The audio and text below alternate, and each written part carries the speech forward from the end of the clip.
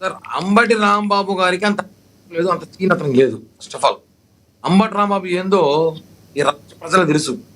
అంబటి రాంబాబు మంత్రిగా ఉన్నప్పుడే చేతులు పడుకున్నాడు ఇంట్లో ఏం పని చేయకుండా.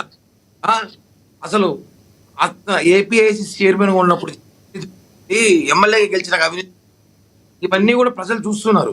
ఈ రోజు ఏదో లడ్డూ విషయానికి జగన్మోహన్ రెడ్డి వేసిన పాచిక ఏంది? అంబటి రాంబాబు తీసుకొచ్చి కులం వచ్చి అంబటి రాంబాబుడు కాపు టైగర్ హాస్యాస్పదంగా ఉంది.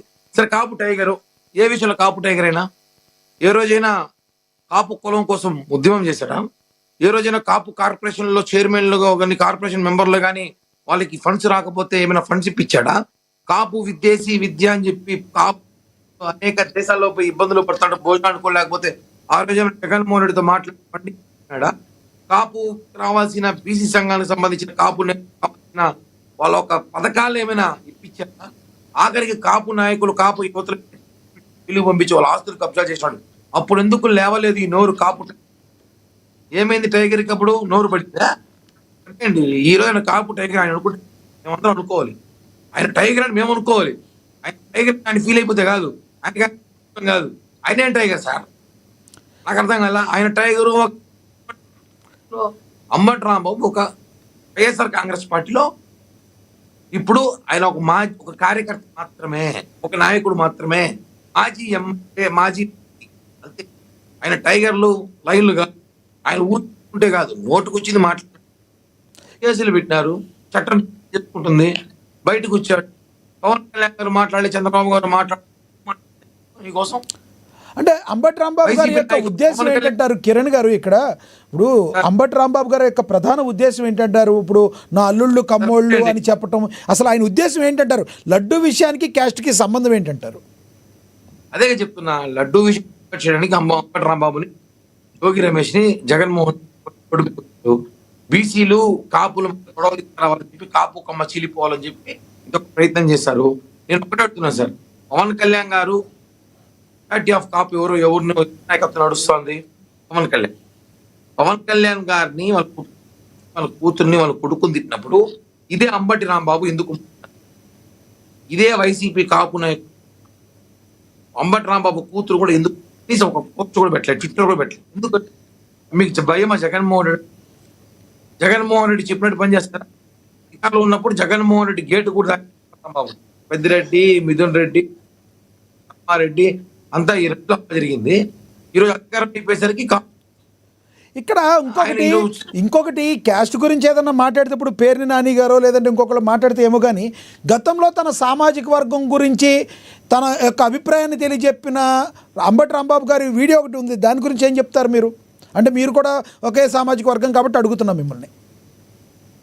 సరే ఒకటే అండి, అంబటి రాంబాబు గారి గురించి ఏమైతే నిజంగానే అంత సీరియస్ అంత పట్టించుకునే అవసరం లేదు.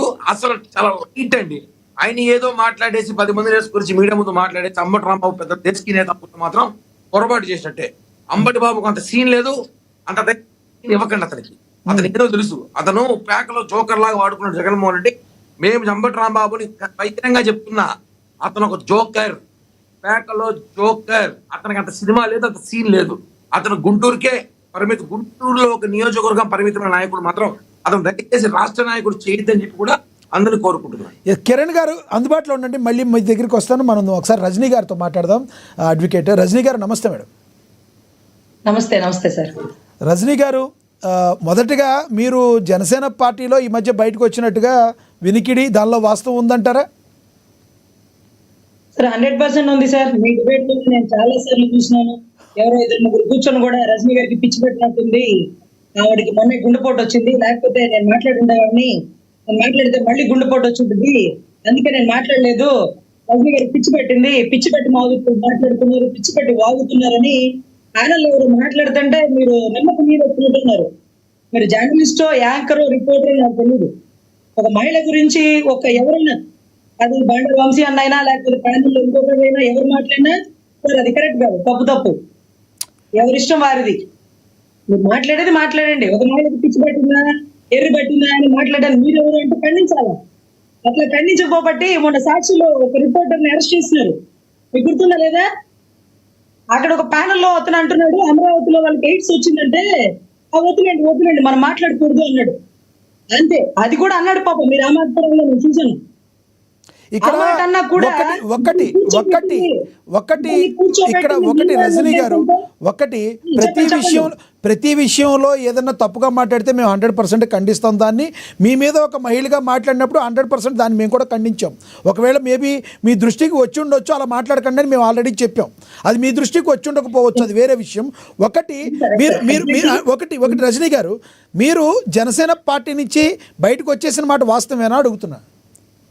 అయ్యా 100% వాస్తవం. ఈసారి మీ ప్యానెల్ ఎవరైనా కూర్చున్నప్పుడు దయచేసి వాళ్ళు ఏదో మాట్లాడతారు వాళ్ళ పార్టీ కోసం, మీరు ఒక రిపోర్టర్ గా న్యూట్రల్ గా మేము ఎప్పుడు న్యూట్రల్గానే ఉంటామండి, కాబట్టి అందరి వాయిస్ తీసుకుంటాం. మా వృత్తి మేము చేస్తాం, అది మాకు తెలుసు.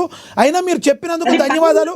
పరిగణలోకి అయితే తీసుకుంటాం, మేము అందరి వాయిస్ తీసుకుంటాం. కాబట్టే మీకు అందరికీ వాయిస్ ఇచ్చేది. అయితే మీరు జనసేన నేతగా బయటకు వచ్చేసిన తర్వాత కూడా రీసెంట్గా జనసేన పార్టీ నుంచి బయటకు వచ్చినట్టుగా ఉన్నారు, కానీ గతంలో జనసేన నేతగానే మీరు చాలా డిబేట్లకి వెళ్ళిన పరిస్థితి.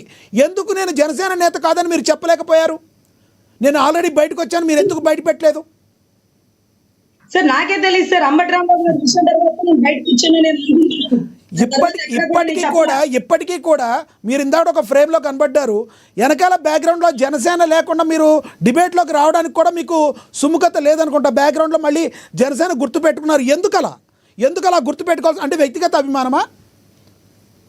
మీరు పవన్ కళ్యాణ్ గారు ఫోటో పెట్టుకుంటే తప్పు లేదు, కానీ జనసేన పార్టీ ఫోటో వచ్చేటట్టు మీరు వస్తూ ఉంటారు.